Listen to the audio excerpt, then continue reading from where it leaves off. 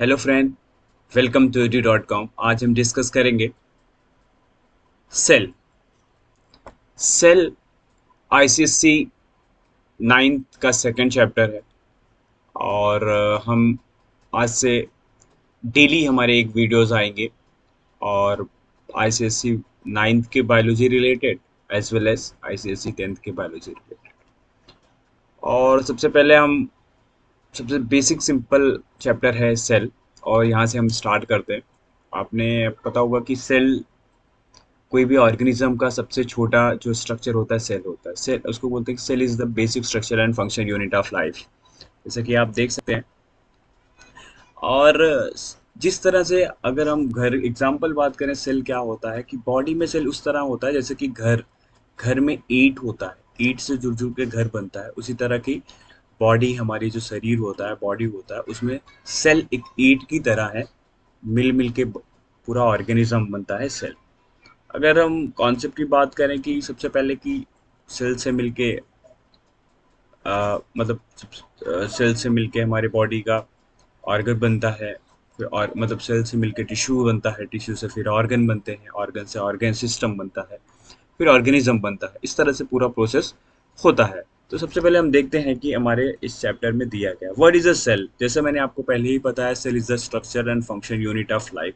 Structure का मतलब होता है कि उसका स्ट्रक्चर यानी कि फ्रेमवर्क, बॉडी का स्ट्रक्चर्स बनाना कैसा दिखता है वो। ओवरऑल अगर ह्यूमन का स्ट्रक्चर्स की बात करें कि वो कैसा दिखता है, उसका अपेयरेंस कितना है ना, वो बोलते हैं उसका स्ट्रक्चर। तो सेल जो है, जो स्ट्रक्चर है वो सेल से मिलके बना हुआ है। दूसरा फंक्शन, यानी कि वो फंक्शन परफॉर्म क्या करता है, यानी कि क्या, जैसे रेस्पिरेशन हुआ, है ना, डाइजेशन हुआ, वॉकिंग हुआ, मूवमेंट हुआ, लोकोमोशन जिसे बोलते हैं।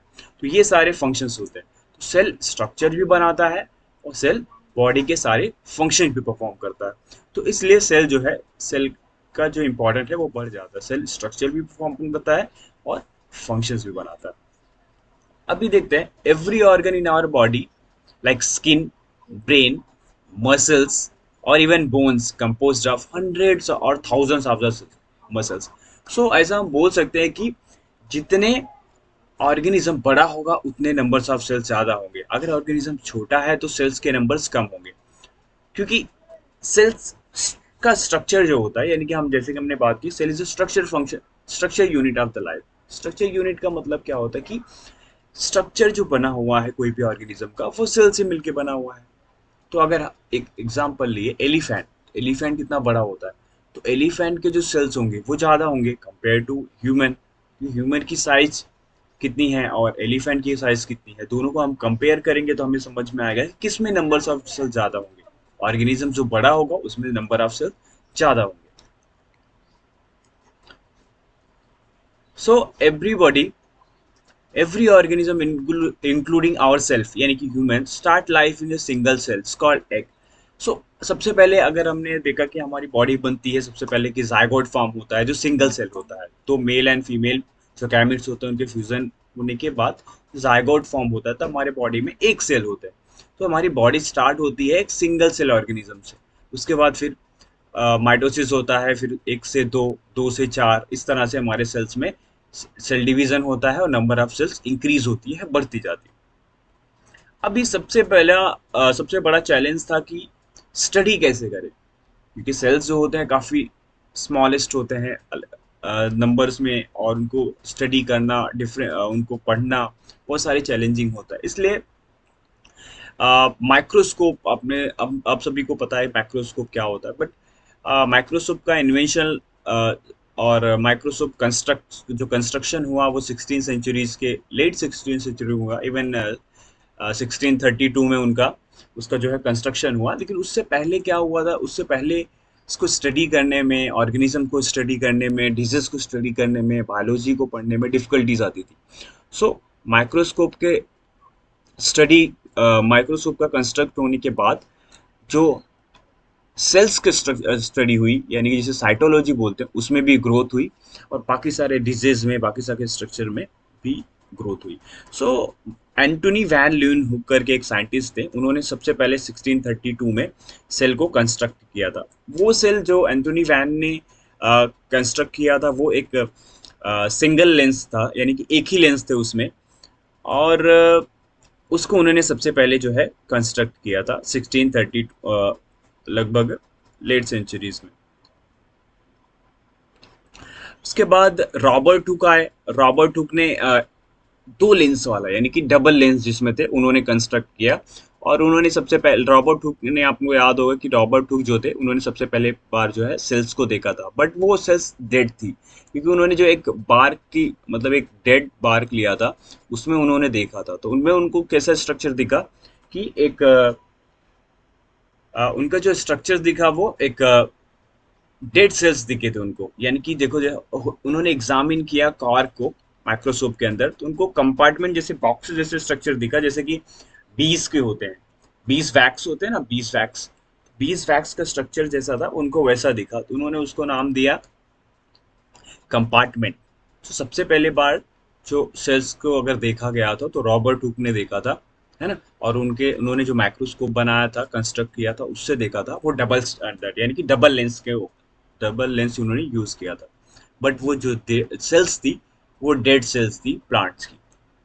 ये देख सकते हैं हम कि ये माइक्रोस्कोप है, ये रॉबर्ट हुक का माइक्रोस्कोप है ना। कम जिसे हम कंपाउंड माइक्रोस्कोप बोलते हैं। ये आईपीस है, हम देख सकते हैं, बॉडी ट्यूब है ना।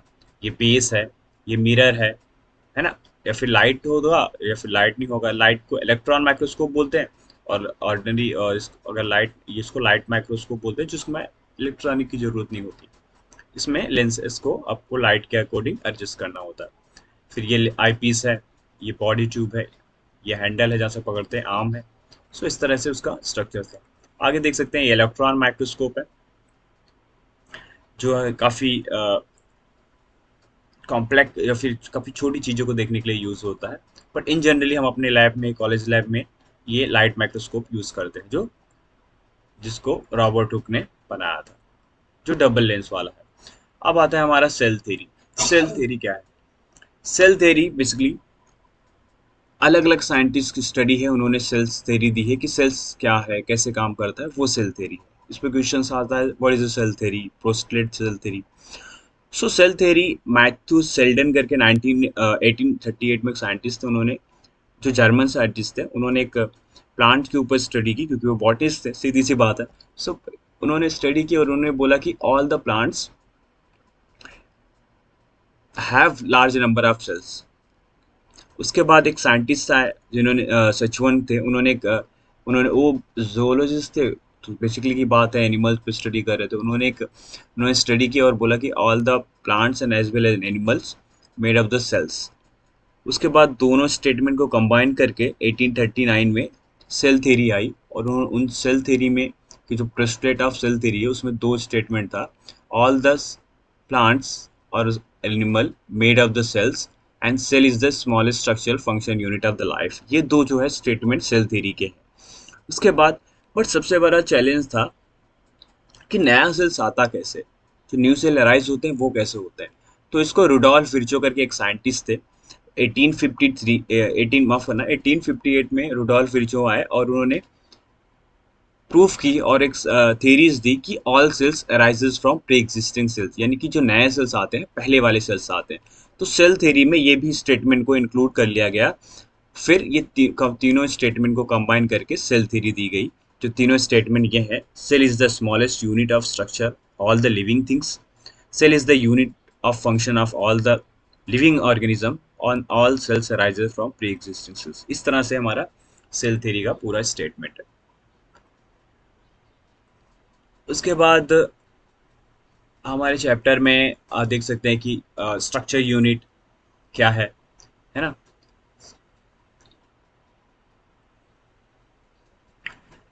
So any part of the body like frog और mango plants examine under microscope will show. तो बेसिकली की बात है, स्ट्रक्चर यूनिट का मतलब एग्जांपल दिया है कि अगर आप किसी बॉडी को देखना चाहते हैं कि स्ट्रक्चर कैसा है, तो अगर हम एग्जांपल उन्होंने माइक्रोस्कोप में अगर हम देखना है, कोई प्लांट्स का कोई भी स्ट्रक्चर का हम देख सकते हैं, एग्जामिन कर सकते हैं। और एनिमल में जैसे फ्रॉग या फिर कोई ह्यूमन का अगर देखना हो तो उसको माइक्रोस्कोप के अंदर उसको हमें बाइसेक्ट करके सेक्शंस बना के रखना होगा, स्लाइड बना के प्रिपेयर करके, तो हम उसको देख सकते हैं। दूसरा फंक्शनल, अगर हम किसी ऑर्गेनिज्म को फंक्शनल यूनिट अगर हम प्रूफ करना है, उसको साइंटिफिक तरीके से देखना है, तो हमको देखना पड़ेगा कैसे वर्क करता है, रेस्पिरेशन कैसे हो रहा है सेल्स के अंदर, सेल रिस्पायर्स कैसे हो रहा है ना, डाइजेशन कैसे हो रहा है। तो प्रोसेस को हमें एग्जामिन करना पड़ेगा, तो हमें पता चलेगा वो प्रोसेस कैसे हो रहा है, चाहे वो प्लांट्स के केसेस में हो चाहे वो एनिमल के केसेस में। अभी ये आ गया है कि सेल्स डाइज है और रिप्लेस। सेल्स कैसे डाइज होते हैं और रिप्लेस कैसे होता है, तो ये एग्जैक्टली हमें देखना होगा कि जहाँ पे वो रिप्लेस हो रहा है, जहाँ पे डाइज हो रहा है, वो हम एग्जैक्टली वो पार्ट्स को एग्जामिन करेंगे अंडर माइक्रोस्कोप, तो हमें इजिली वो दिखेगा।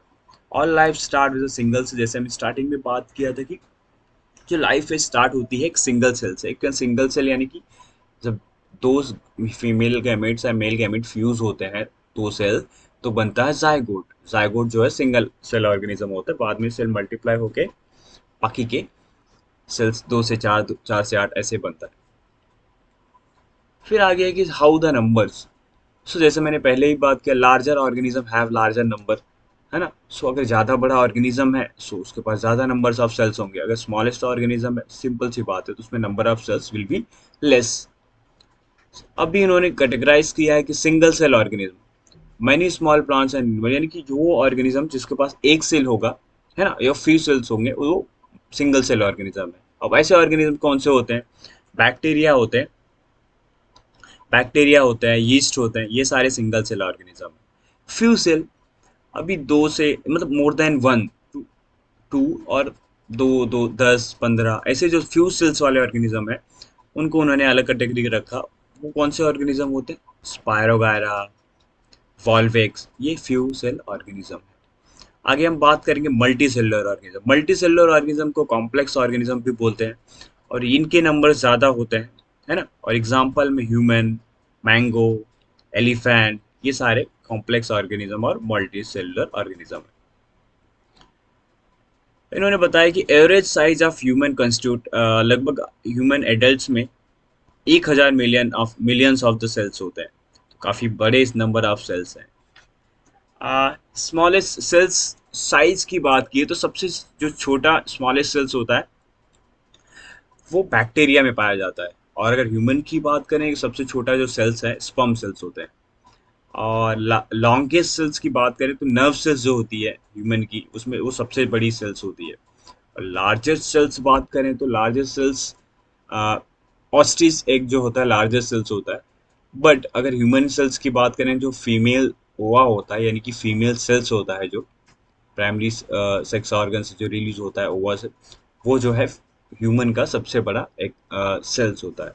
तो सबसे छोटा सेल्स ह्यूमन में कंसीडर करेंगे तो स्पर्म, अदरवाइज बैक्टीरिया होता है ओवरऑल। और सबसे बड़ा सेल्स हुआ होता है एग सेल्स, अगर ओवरऑल कंसीडर करेंगे तो ऑस्टिस एग होता है। एंड लॉन्गेस्ट सेल्स की बात करेंगे तो नर्व सेल्स होती है। आगे जाते हैं। डिपेंड, अलग अलग टाइप के सेल्स होती है हमारी बॉडी में, डिपेंडिंग ऑन देयर फंक्शंस। कुछ सेल्स अभी देख, एक देख सकते हैं हम, ए डायग्राम्स में देख सकते हैं, इपिथेलियल सेल्स है, लॉन्ग है, प्रोटेक्शंस करना होता है उसको, फैला होगा तो ही प्रोटेक्ट करेगा। इपिथेलियल सेल्स लाइक स्किन को कवर करके रखता है। आरबीसी है, आरबीसी सेल्स देख सकते हैं आप, कैसा है कि राउंड है क्योंकि उसमें, और बाइकॉन्केव है, सो उसमें आ, वो बाइंड करके हीमोग्लोबिन को लेके जाती है, इसलिए उसको वैसा स्ट्रक्चर है। मस्कुलर सेल्स देखो कैसा है, इलास्टिक है थोड़ा, क्योंकि उसको मूवमेंट करना होता है, देख सकते हैं स्मूथ मसल्स है वो। नर्व सेल्स देख ही सकते हैं आप कितने लॉन्ग है, ताकि वो, क्योंकि लॉन्ग यू होते हैं क्योंकि उनको इम्पल्स कैरी करना होता है, जल्दी रीच करवाना होता है ब्रेन के पास, ब्रेन से वापस बॉडी के पास लेके जाना होता है। इस तरह से अलग अलग अलग अलग जो होती है सेल्स होती हैं, उनकी साइज, उनका स्ट्रक्चर डिफरेंट होता है अकॉर्डिंग टू देयर फंक्शन। वो उस तरीके से उनका ऑर्गेनाइज मैनर में हुआ है सेल्स का स्ट्रक्चर। अब ये डिफ्रेंशिएट कर सकते हैं हम लोग प्लांट सेल और एनिमल सेल में। सो अगर हम प्लांट सेल की बात करें तो आप देख सकते हैं कि सेल मेम्ब्रेन है, सेल मेम्ब्रेन बोथ दोनों में प्रेजेंट होती है। प्लांट सेल को अगर डिफ्रेंशिएट करेंगे तो प्लांट सेल में सेल वॉल होती है ना, देख सकते हैं आप, सेल वॉल सिर्फ और सिर्फ प्लांट सेल में दिख रही है, सेल मेम्ब्रेन जो है दोनों में दिख रही है। सेंट्रोसोम सिर्फ और सिर्फ एनिमल सेल में होता है, जो सेल डिवीजन के इनिशिएट करता है और इनिशियल में हेल्प करता है। और गोल्गी अपर्टक्स देख सकते हैं हम, दोनों में प्रेजेंट है। न्यूक्लियस दोनों में प्रेजेंट है, यानी कि plant cell as well as animal cell में। न्यूक्लियोलस भी दोनों में प्रेजेंट होता है, क्रोमेटिन फाइबर्स भी दोनों में प्रेजेंट होता है। साइटोप्लाज्म देख सकते हैं आप, दोनों में प्रेजेंट होता है। माइटोकॉन्ड्रिया जो होता है दोनों में प्रेजेंट होता है। वैक्यूल्स जो होते हैं प्लांट्स में, नंबर ऑफ वैक्यूल्स ज़्यादा होते हैं, उनकी साइज, उनका स्ट्रक्चर्स भी ज़्यादा होता है। कंपेयर करें एनिमल सेल में, देख सकते हैं आपकी वैक्यूल्स कितने छोटे छोटे हैं, उसके नंबर्स भी कम है। ठीक है। सो इस तरह से मेजर डिफरेंसेस है। आगे हम देख लेंगे कि क्या डिफरेंसेस है प्लांट सेल और एनिमल सेल। ये इंपॉर्टेंट क्वेश्चन है। अगर हम बात करें 9th ICSE में डिफरेंशिएट पे क्वेश्चन आता है कि what is a plant, differentiate between plants and animal cell. So इस पे क्वेश्चन पूछता है। ये अभी हम स्टडी कैसे करेंगे सेल ऑर्गेनेल्स का, या सेल की स्टडी कैसे करते हैं। तो बेसिकली सेल्स को हम तीन पार्ट्स में डिवाइड करते हैं। सेल को तीन पार्ट्स में डिवाइड करते हैं। एक तो सेल सेल को nucleus, cytoplasm and cell membrane और कवरिंग, तो ये तीन पार्ट्स में हम डिवाइड करते हैं। सो जैसे आप देख सकते हैं कि सबसे पहले सेल मेम्ब्रेन को पढ़ेंगे हम, उसके बाद साइटोप्लाज्म पढ़ेंगे, उसके बाद न्यूक्लियस पढ़ेंगे। सेल मेम्ब्रेन जो होती है उसकी कवरिंग होती है सेल्स की, जो कवर करके रखती है। साइटोप्लाज्म क्या होता है, मिडिल पार्ट होता है between the nucleus and cell membrane. उसके अंदर ही वो कैसा होता है, एक जेली लाइक सब्सटेंस होता है, और उसके अंदर ही सारे जो सेल ऑर्गेनल्स होते हैं वो बाइंड करके होते हैं। बाइंड यानी कि रुके हुए होते हैं। उसके बाद हम पढ़ेंगे सेल, सॉरी न्यूक्लियस, जो हमारा सेंटर में प्रेजेंट होता है। सो इस तरीके से हम सेल का पूरा स्टडी करेंगे। ठीक है। सो वन बाय वन करके हम सेल की स्टडी करते हैं। सबसे पहले हम सेल मेम्ब्रेन देखते हैं। सेल मेम्ब्रेन क्या होती है, आउटर मेम्ब्रेन होती है। डायग्राम देखें तो समझ में आएगा। सेल मेम्ब्रेन, इस ये सेल मेम्ब्रेन है जो आउटर मेम्ब्रेन है। इसका काम क्या होता है कि ये फ्रेमवर्क प्रोवाइड करती है सेल का, और इसको प्रोटेक्ट करती है बॉडी को, यानी कि सेल को प्रोटेक्ट करती है और सेल को फ्रेमवर्क यानी कि उसका स्ट्रक्चर प्रोवाइड करती है। और ये सेल जो होती है, सेल मेम्ब्रेन जो होती है, सेमी परमेबल है। सेमी परमेबल का मतलब होता है कि it's allow solvent but not solutes. ये स्पेसिफिक है, यानी कि कुछ चीज़ों को अंदर लेती है, अलाउ करती है, कुछ चीज़ों को नहीं, इसलिए उसको बोलते हैं सेमी परमेबल मेम्ब्रेन। ठीक है। आगे देखते हैं। बट ये अगर सेमी सेल मेम्ब्रेन दोनों में प्रेजेंट होती है, एनिमल में, प्लांट सेल में। बट सेल मेम्ब्रेन के अलावा भी एक कवरिंग होती है प्लांट सेल में जो एनिमल सेल में नहीं होती, जिसे हम बोलते हैं सेल वॉल। सेल वॉल जो होती है फ्रीली परमेबल होती है, यानी ये अलाउ करती है कुछ भी, सोलूट भी पास हो सकता है और सॉल्वेंट भी। ये सेमी परमेबल मेम्ब्रेन नहीं है, ये फुल्ली परमेबल मेम्ब्रेन है सेल वॉल। इसके बाद आता है हमारा, अगर हम बात करें साइटोप्लाज्म। साइटोप्लाज्म जैसे मैंने बोला कि जेली लाइक सब्सटेंस होता है, सेमी लिक्विड सब्सटेंस होता है, जो सारे ऑर्गेनेल्स को बाइंड करके रखता है सेंटर में, है ना। इसमें हम सबसे पहला ER देखेंगे, इंडोप्लाज्मिक रेटिकुलम। इंडोप्लाज्मिक रेटिकुलम जो इरेगुलर शेप का होता है ना, ये endoplasmic reticulum through the outer membrane से लेके न्यूक्लियस तक फैला हुआ होता है, और ये कनेक्ट करता है, कनेक्टिविटी प्रोवाइड करता है सेल को। और इसके थ्रू क्या होता है कि सारे जो न्यूट्रिशंस होते हैं, या फिर जो जा रहा है, जो कुछ भी पास आउट करना होता है, क्योंकि नेटवर्क होता है, फैला हुआ होता है, जैसे मैंने बताया कि सेल मेम्ब्रेन से लेके न्यूक्लियस तक, तो इस इजीली इसके थ्रू पास कर सकते हैं। जैसे इन्होंने मेंशन किया है, आउटर इन कहाँ से कहाँ तक होता है, at outer it's outer in endoplasmic reticulum to connected with the cell membrane. And inner कहाँ से होता है, अंदर, inner in connected with the nucleus, यानी कि अंदर न्यूक्लियस से कनेक्टेड होता है, और आउटर सेल मेम्ब्रेन से इसका कनेक्शन होता है। अगर अब इंडोप्लाज्मिक रेटिकुलर दो तरीके से होते हैं। अगर राइबोसोम्स अटैच हैं इस पे, अगर राइबोसोम इंडोप्लाज्मिक रेटिकुलम पे अटैच है तो उसको बोलते हैं रफ इंडोप्लाज्मिक रेटिकुलम। अगर राइबोसोम अटैच नहीं है तो स्मूथ। इतना ही डिफरेंसेस है। ठीक है। जैसे हम देख सकते हैं डायग्राम में, स्मूथ एंड रफ, इस तरफ का स्मूथ है, इस तरफ का रफ है। तो जहाँ पे राइबोसोम अटैच होंगे इंडोप्लाज्मिक रेटिकुलम पे वो रफ होगा, जो जहाँ पे अटैच नहीं होंगे जिस ER पे, वो स्मूथ होगा। राइबोसोम, राइबोसोम क्या है, राइबोसोम जो होता है कि प्रोटीन सिंथेसिस में हेल्प करता है ना। इसकी लोकेशंस भी आप देख सकते हैं कि ये जो है इंडोप्लाज्मिक रेटिकुलम के आसपास होता है। इसको बोलते हैं प्रोटीन सिंथेसिस और factory of protein. Mitochondria, mitochondria देख सकते हैं कि protein synthesis of energy produce करता है, यानी कि रेस्पिरेशन माइटोकॉन्ड्रिया में होता है, और इसलिए वो एनर्जी रिलीज करता है। और इसे माइटोकॉन्ड्रिया को बोलते हैं power house of cell. Golgi apparatus है ना, जिसमें डिलीवरी सिस्टम करता है। जैसे कि आपने देखा ER जो होता है पूरा नेटवर्क बनाता है, तो गोल्गी अपैरेटस पूरा ट्रांसपोर्टेशन का काम करता है, जैसे कि ब्लड वेसल्स और ब्लड होती है, सिमिलरली वैसे ही। उसके बाद है लाइसोसोम। लाइसोसोम क्या करता है, इंटरसेलुलर डाइजेशन, यानी कि कोई भी अगर पैथोजेंस इंटर करता है हमारी बॉडी में, कोई भी जर्म्स इंटर करता है, बैक्टीरिया इंटर करता है जिससे हमारी बॉडी को हार्म कर सकता है, तो लाइसोसोम क्या करता है, उसको उसको क्या करता है, उसके पास जाता है, उसके अराउंड को कवर करता है और खुद को डिस्ट्रॉय कर लेता है। ठीक है, इसलिए वो प्रोटेक्ट करता है मतलब पैथोजन से हमारी बॉडी को प्रोटेक्ट करता है, इसलिए उसको बोलते हैं suicide bag of, suicide bag भी उसको बोलते हैं। इसके बाद सेंट्रोजोम एंड सेंट्रियोल्स है। सेंट्रोजोम क्या है, सेंट्रोजोम जो करता है कि सेल डिवीजन में हमें हेल्प करता है, इनिशिएशन में एस्टर बनाता है, एस्टर से फिर आगे हम माइटोसिस का जब देखेंगे तो उसमें आप समझ सकते हैं। तो आप याद करोगे सेंट्रोजोम क्या करता है, सेल डिवीजन में हमें हेल्प करता है। प्लास्टिस प्रेजेंट होता है प्लांट्स में। प्लास्टिस प्लास्टिस क्या करता है, कलर देने का काम करता है हमारे प्लांट्स को। सो डिफरेंट टाइप के प्लास्टिड्स होते हैं हमारे पास, ल्यूकोप्लास्ट, क्रोमोप्लास्ट, है ना। सो ल्यूकोप्लास्ट का मतलब नो कलर, वाइट कलर का होता है, ये कलरलेस होता है ना, जिसमें एक भी पिगमेंट, कोई भी पिगमेंट्स नहीं होते। और ये क्या करता है, ये कहाँ पे हमें देखने मिलता है, पोटैटो, स्टार्च स्टोरेज का काम करता है पोटैटो में, हम देख सकते हैं, है ना।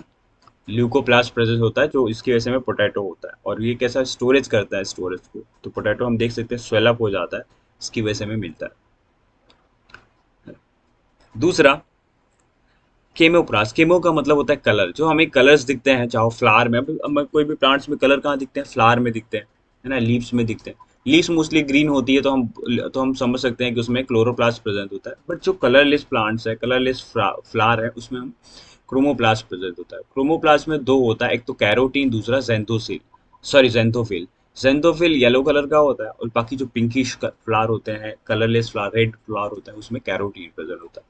सो ये पिगमेंट्स कलरेशन का काम करता है। क्लोरोप्लास्ट हमें पता ही है कि ग्रीन कलर के प्लांट्स में होता है, ग्रीन कलर के लीव्स में होता है, वो फोटोसिंथेसिस में हेल्प करता है। ये पिगमेंट्स जो होते हैं बेसिकली प्लांट्स में प्रेजेंट होता है। ये मेन डिफरेंशिएशन भी बोल सकते हैं, पॉइंट्स भी है प्लांट्स और एनिमल्स के डिफरेंशिएट करने का, है ना। सो ये हमने स्टडी कर लिया। लास्ट हमारा पार्ट्स बनता है न्यूक्लियस। न्यूक्लियस जो होता है सेंटर में प्रेजेंट होता है। न्यूक्लियस सेंटर में प्रेजेंट होता है, जो कंट्रोल करता है हमारे सेल को पूरी तरीके से। और न्यूक्लियस का स्ट्रक्चर्स की बात करें तो न्यूक्लियस में एक न्यूक्लियस मेम्ब्रेन होते हैं, है ना, उसमें पोर्स होता है ताकि इजीली जो न्यूट्रिशियस मटेरियल है वो अंदर जा सके। और इसमें जो होता है कि थ्रेड लाइक स्ट्रक्चर होता है जिसे क्रोमेटिन फाइबर्स होते हैं। और इसमें जो होता है न्यूक्लियोलस होता है जो प्रोटीन सिंथेसिस में हेल्प करता है। जब सेल डिवीजन स्टार्ट होता है तो क्या करता है कि न्यूक्लियस मेम्ब्रेन ब्रेक डाउन हो जाती है, और जो न्यूक्लियोलस है वो बाहर निकल जाता है, राइबोसोम्स बनाने लगता है, और जो न्यूक्लियस के अंदर जो थ्रेड लाइक स्ट्रक्चर मैंने बताया, जो थ्रेड लाइक स्ट्रक्चर होते हैं वो कंडेंस होने लगते हैं और क्रोमोसोम्स बनाते हैं। तो यानी कि सेल डिवीजन स्टार्ट होता है तो ये प्रोसेस होता है। अदरवाइज अगर सेल डिवीजन स्टार्ट नहीं हो रहा है सेल में, तो सेल मेम्ब्रेन ब्रेक डाउन नहीं होगी, और जो थ्रेड लाइक स्ट्रक्चर होंगे वो वैसे ही होंगे, और न्यूक्लियोलस भी वैसे ही होगा। तो इस तरह से हमारा जो है न्यूक्लियस काम करता है। आगे अगर हम बात करें इस चैप्टर में, ये पूरा दिया हुआ है जो मैंने बताया, वही पॉइंट्स वाइज यहाँ पे कॉलम बना के दिया हुआ है, आप इजीली पढ़ सकते हैं। कोई दिक्कत है आप में कमेंट्स में पूछ सकते हैं। सारे वही पॉइंट्स हैं जो हमने एक्सप्लेन किया वन बाय वन। यहाँ पे आगे अगर हम बात करें, सो यहाँ पे डिफरेंशियस दिया हुआ है प्लांट्स एंड एनिमल सेल के बारे में, है ना। ये हमने देखा ये कि प्लांट सेल में कैसा होता है, एनिमल सेल में। यहाँ पे एक डिफरेंशिएशन देख लेते हैं।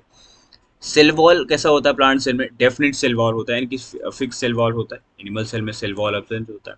सेंट्रोसोम यहाँ पे प्रेजेंट नहीं होता है एनिमल प्लांट सेल में, एनिमल सेल में होता है, क्योंकि सेंट्रोसोम जैसे मैंने बताया कि सेल डिवीजन में हेल्प करता है। वैक्यूल्स प्लांट सेल में नंबर्स ज़्यादा होते हैं, बड़े बड़े होते हैं, एनिमल सेल में छोटे होते हैं, कम होते हैं। प्लास्टिड्स जो कलरेशन का काम करते हैं प्लांट्स में यूजली प्रेजेंट ही होंगे और एनिमल में एब्सेंट होंगे। साइज की बात करें, साइटोप्लाज्म यहाँ पे डेंस उतना नहीं होता प्लांट सेल में, बट एनिमल सेल में डेंस होता है। ये सारा जो है पूरा डिफरेंशिएट है। आता है कि नेक्स्ट पार्ट एक प्रोटोप्लाज्म। प्रोटोप्लाज्म क्या है कि जो लिविंग सेल है, लिविंग सेल का जो पार्ट है उसे प्रोटोप्लाज्म बोलते हैं। अब एक्सेप्ट सेल वॉल और एक्सेप्ट सेल मेम्ब्रेन, जो बाकी का जो पार्ट्स है वो प्रोटोप्लाज्म बोलते हैं। बाकी का पार्ट्स कौन सा बचता है, न्यूक्लियस प्लस साइटोप्लाज्म। यानी कि न्यूक्लियस के अंदर का जो पार्ट्स है वो, और साइटोप्लाज्म के पार्ट्स जो अंदर जो ऑर्गेनेल्स हैं वो दोनों को मिला के बनता है protoplasm. So nucleus plus cytoplasm equal to protoplasm. I hope आप समझा होगा। अगर आपको कोई दिक्कत है तो आप में पूछ सकते हैं। आगे यहाँ पे मेन डिफरेंसेस है प्रोकैरियोट्स और यूकैरियोट्स। ये भी इंपॉर्टेंट है, इस पे भी क्वेश्चंस पूछता है कि प्रोकैरियोट्स और यूकैरियोट्स में डिफरेंस क्या है। प्रो मतलब होता है प्रिमिटिव, और कैरोट्स मतलब होता है न्यूक्लियस। प्रोकैरियोट्स का मतलब होता है प्रिमिटिव न्यूक्लियस।